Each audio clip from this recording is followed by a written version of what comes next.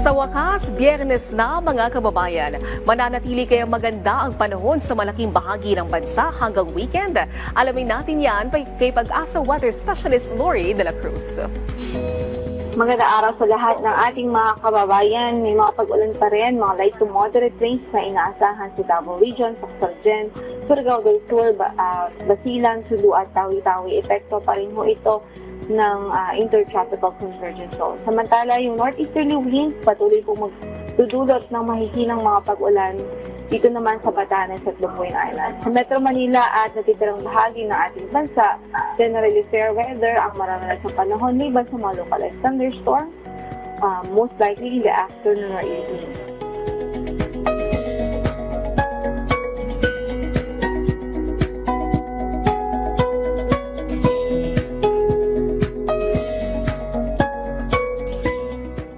Kasalukuyan, wala rin naman tayong bagyo na minomonitor sa loob ng ating area of responsibility.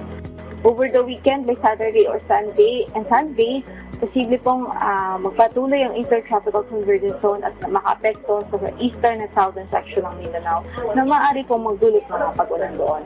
Sa Metro Manila for today, pwedeng umabot hanggang sa 40 degrees Celsius ang heat index sa araw na ito.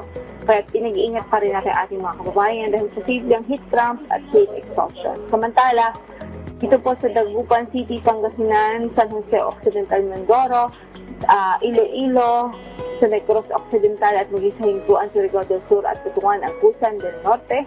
Ito yung mga lugar na kung saan ay nasa danger level yung kanilang ini-expect na heat index for today. Kung kaya patuloy at doble natin silang pinag-iingat dahil posible po ang mga heat.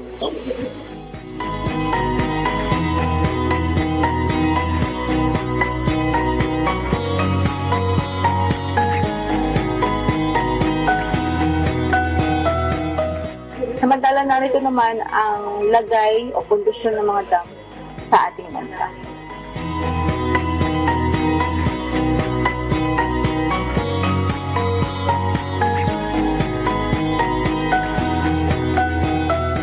Yan ang latest mula sa Pag-asa. Ito po si Lori de la Cruz. Maraming salamat, Pag-asa Weather Specialist Lori de la Cruz.